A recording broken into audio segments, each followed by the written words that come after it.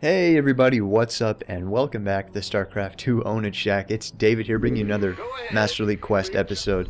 This is episode 12, I think. Yeah, I'm pretty sure it's 12. And this is going to be a Terran versus Zerg here on the map Typhon Peaks, or Typhon Peaks. I'm not really sure how you pronounce that.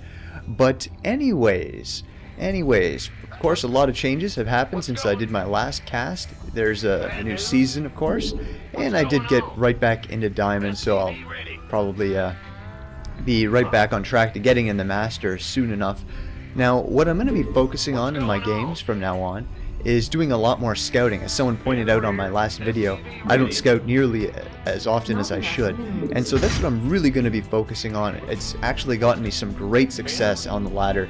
I've probably gone about 10 wins, 5 losses in my last 15 games by just scouting really often and really thoroughly. I've just been seeing their unit combinations, pretty much everything I need to, and it just makes it really easy to win. Now, I'm still having a lot of trouble versus Protoss, however, because it seems like no matter how hard I scout, the Colossus is just very difficult to deal with as a Terran, and you know, some of you might not agree with that as Protoss players, but trust me, as a Terran player I can tell you, I lose to Protoss players that are much lower ranked than I am. And yeah, so I'm going to really try and come up with some better strategies to deal with that Colossus, because it is one tough unit to beat. And it's even worse actually for Zerg. They have a hard time with that, because Terran can get Vikings, but Zerg, obviously, the Corruptors just aren't as good as the Vikings. They don't have the range that the Colossus does, whereas the Vikings do. So anyways, this is going to be Terran versus Zerg, like I said, so we don't have to worry about Colossi at all in this matchup, obviously. And my main plan here for this game was initially to do some kind of Blue Flame Hellion harassment strategy and into an expansion, but unfortunately, that's kind of cut short here.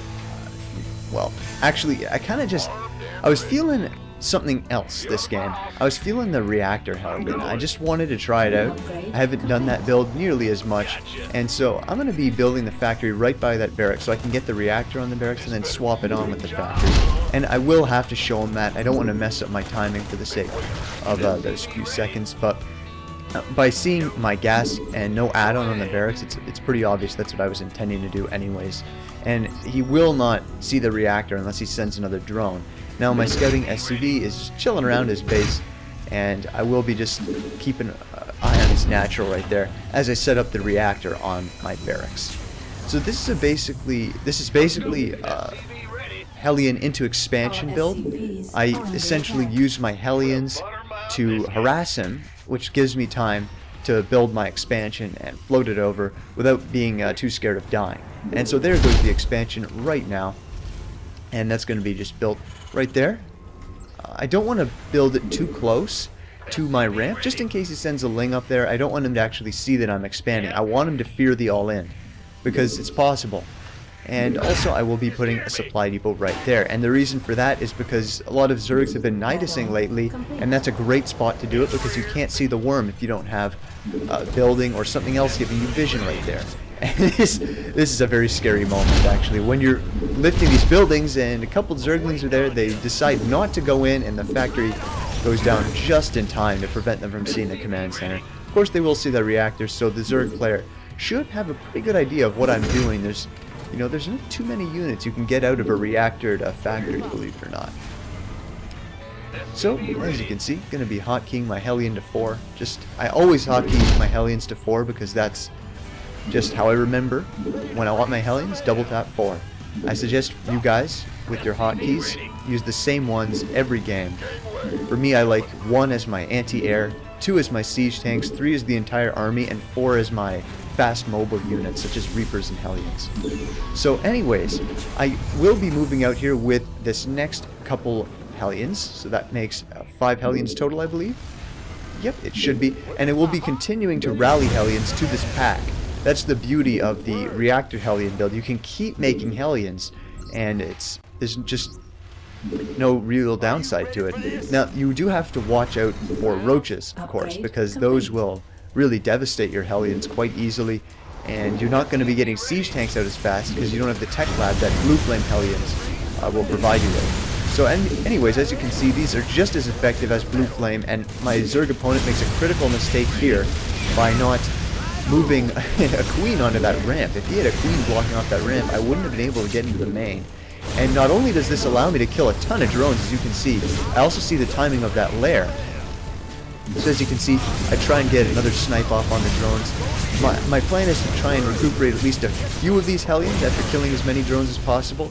The Hellions can come in handy in the late game, but as you can see here, I am not going to be too successful in retreating my Hellions. In fact, I only save about 2 of them, I think. Actually, make that 1. But it doesn't matter because I did a really good amount of damage, and I saw the lair. And that's important because that's going to mean I can build an engineering bay to deflect those mutas that I assume he's going for. At this point, I'm also putting down 3 more factories because the Hellions just give you a nice transition into mech with the pre-reactor factory. So obviously from here you're going to want to get some Thors, probably faster than your siege tanks, just in case he goes for mutas. And there's the engineering bay. Now, as you can see, he tries to move in here, but because you have so many Hellions with the reactor, you can't do a counterattack, whereas you might be able to do that if you rush straight to siege tech afterwards. You'll also want to repair those up. And I'm going to be transferring the SCVs, and yeah, that's pretty much the game plan for now. The armory is coming down, I believe, and like I said, that will be very important because you need Thors out quite quickly if he rushes mutas. And I think that's what he probably wanted to do, but I have a feeling he decided not to go for mutas once he realized that I was going so mech heavy, because mutas really get shredded by the Thors if you can get the Thors out in time. So it's a big waste of an investment. I will be putting a ton of missile turrets up as well. Some might call this overkill, but the reason I did it is actually because, well, I feel so far ahead at this point that I have no qualms about over-investing in static defense. It's just better to be safe than sorry. You don't want to be caught with your pants down, counterattack or something like that while you're out on the map. And I will be getting the +1 vehicle weapon upgrade for my mech immediately after I get that armory up. So I'm not going to just stop with the Hellion harassment now. I'm going to continue that. I'm going to get Infernal Pre-Igniter as well, just to make these even more effective. And as you can see, he's kind of banking on me not doing anything more with these Hellions. He hasn't gotten roaches yet, and he's still sitting on a bunch of Zerglings. That's terrible versus Hellions, so I'm kind of confused as to what my Zerg opponent's doing right now. And it's kind of difficult for me to get in the main, so I will be forced to drop a scan later. But I can still sneak around the back of the natural here, do some more damage versus the drones. This time he does pull them off a lot quicker.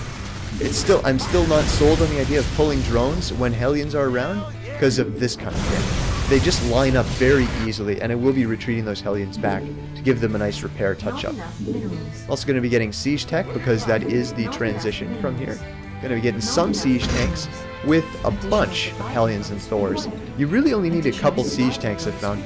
In my previous Terran vs. Zergs where I go mech, I get a lot more siege tanks. They seem to be a little bit unnecessary when you have a ton of Thors. The siege tanks are really only there to deal with the Banelings and the Roaches. The Zerglings and Mutas, Hellions and Thors easily take those out without siege tank support. So, as you can see, upgrades are almost complete there. I'm just going to be pumping mass Thor here.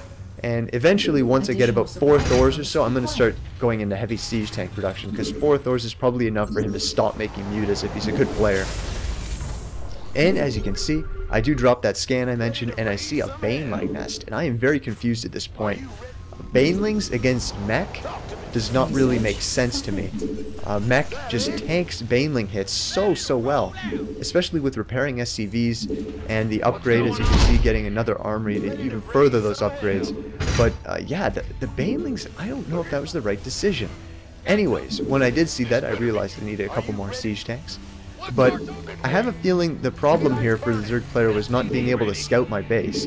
And this is all going back to what I said at the start of this cast. This scouting is so important. If he had known that I was going for pure mech, I don't think he would have gone for Banelings. And as you can see, he only has 1 Overlord just scouting my natural at this point. And once again, I'll be pushing in here with the Hellions. Going to try and snipe some Banes. We'll be getting that creep tumor as well. accidentally fry my own Hellion there. Not sure how that happened. But yeah, just going to be kiting some units, trying to just score some kills here. As you can see, getting more supply depots, tanks coming out all the time. I'm trying not to spam as much as well on the production facilities, instead focusing my APM on micro, as you can see here. I will be killing that dinosaur as well, and that's not just to be stupid and cute. The reason is just in case there's a creep tumor somewhere nearby, the splash damage has a possibility of killing that. Now I do miss micro a bit here. There's a bunch of Hellions to those banelings, and that's okay because I've sent my troops here already to help reinforce. So the siege tanks are going to siege up in a good position. I try and get a nice spread on those so no banelings can kill them all with too little effort. And as you can see, we'll be scanning to get rid of all the creep tumors. Don't want those around. They are kind of annoying.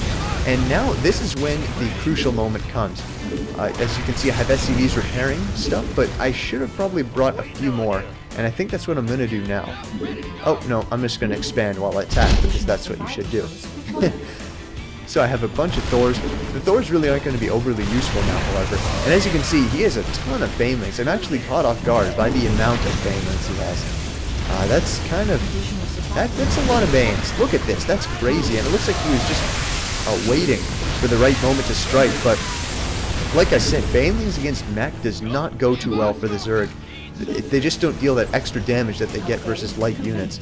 And I will want to bring some SCVs up there at this point to try and repair those. But it doesn't matter because he taps out, calls GG, and I lead the game as a result. So like I said, the new leagues here seems to be pairing me up with some really strange opponents. I've been facing like Platinums, I've been facing Master players. I don't even understand what's going on anymore. I'm just facing people all over the place. And the favor system doesn't seem to work as well. And he had 11 wins. I'm just going to look at last season's stats, I guess, because, well, it's kind of more relevant. So he was at 2300 Zerg last season. And myself, I'm still moving up here. I have 11 wins. Got a bunch more after this game, however, last night. So I'm moving up pretty quickly, I guess. And hopefully with the new scouting plan that I have, I'll be able to get a bunch of wins and hopefully get into the Master League soon enough. So once again, guys, thank you for watching. Hope you enjoyed this episode, and I hope to see you again for another Daily Dose of Ownage.